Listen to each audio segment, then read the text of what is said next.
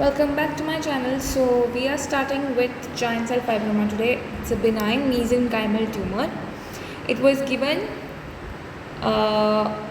in 1974 by Weathers and Callahan. Okay, so it has a distinctive histological appearance which sets it apart from the conventional fibroma. Giant cell fibroma, as the name suggests, it has giant cells and fibers. Okay, but it has a distinctive appearance which sets it apart from the fibroma. Okay, so what are the clinical features? Patient are asymptomatic most of the times, and there is sessile or pedunculated nodule. You know what is sessile, no? There is no peduncle. This is peduncle. This is there. It's pedunculated. Sessile will be just a nodule. So as I have shown you the pictures over here, you see there is sessile or pedunculated. These are all sessile. It's not pedunculated. Could be. You have to hold and check if it's pedunculated or sessile. So they are mostly less than 1 centimeter in diameter, and they have bossulated or papillary surface. The surface is bossulated, either it is having texture or it could be papillary surface. So bossulated would be this. If you can see in this image, can you? Yes. So the surface seems to be balloon-like or bossulated appearance, and papillary surface could be papilla also. So the age where you get this tumor is around 10 to 30 years. So if I shown you, if I had to show you the images, here you had bossulated appearance. Here you see such tiny, less than 1 centimeter. Then there is one more over here, so sessile, and then there is here, it could be pedunculated over here. Okay, so what are the common sites? There is no gender predilection in it, and the common sites are mandibular gingiva.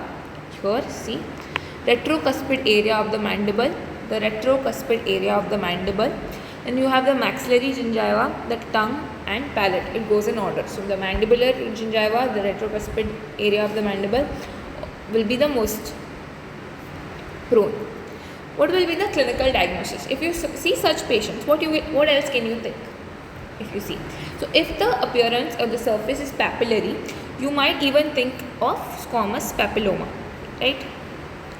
Then it could be irritational fibroma. What is irritational fibroma? So you continuously you bite on that same area again and again, and then you see there is a sessile growth over there. It could be irritational fibroma. And then it could be pyogenic granuloma also. So what is pyogenic granuloma? It could be blood vessels which are abnormal and could be in any side of the body. So we are going to learn about it, and then again we have peripheral giant cell granuloma, which also we are going to learn about in the further lectures, the further videos. So these are the 4 DD you have to remember: squamous papilloma because papillary surface, irritational fibroma because due to trauma, pyogenic granuloma, and peripheral giant cell granuloma. Now what is the histopath? You have to remember about the histopath. What is it that it makes it distinct from conventional fibroma?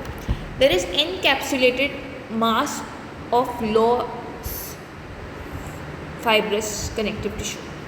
There is encapsulated mass. There is encapsulated mass of loose fibrous connective tissue, and then the connective tissue contains large. There is loose fibrous connective tissue all over, all the loose fibrous connective tissue, and it contains large plump spindle shaped, satellite shaped fibroblasts. So there is spindle shaped, satellite shaped fibroblast, and some are multinucleated. So if you can appreciate in this one, so they say spindle shaped, satellite shaped, this is what you see normally, and some of them are multinucleated. So you have retipex also seen. So that is what we are going to see. The surface epithelium is corrugated, retipex you can see, and trophic, small, thin, elongated retipex you can see. Corrugated is this appearance, wavy appearance. They are atrophic, thin, and elongated retipex. So what you will see? You will see first you will see connective tissue which is containing loose fibrous connective tissue stroma, and it contains plump satellite shaped, spindle shaped fibroblasts, which are multinucleated, which could be multinucleated, and they easily absorbed in peripheral areas of the ligin. Okay, peripheral areas, these areas, and the central areas contains fungiform fibroblast. The central areas are fusiform, not fungiform. Sorry, my bad. Central areas contain fusiform, and the spindle shape and the satellite shape all are in the periphery. You can see the surface epithelium, as I told you, it is corrugated. It has a trophic epithelium, and they have elongated retipex, which are thin. What will be the treatment and prognosis? So you will have conservative excisional biopsy is curative, and its findings are diagnostic. So what you do is excisional biopsy, conservative, and then you diagnose. The recurrence is rare in such cases. Okay, and if you want to know what diagram you will draw for such, if the fibroma is shown, so this is the diagram.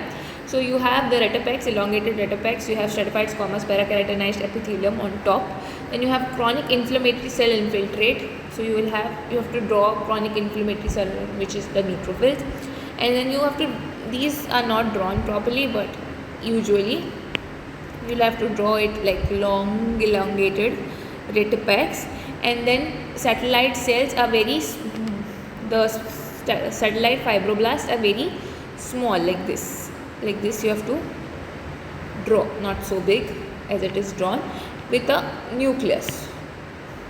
Okay, very small, not this big, and then you have thick bundles of collagen which you have to draw them. So you have to remember long retipex, you have stratified squamous parakeratinized epithelium to draw, chronic inflammatory cell infiltrate you have to draw, and then you have satellite fibroblast and mature fibroblast into the collagen bundles. That is it with giant cell fibroma. Our next lecture or next video is going to be peripheral ossifying fibroma, later. Next. Thank you everybody. Bye.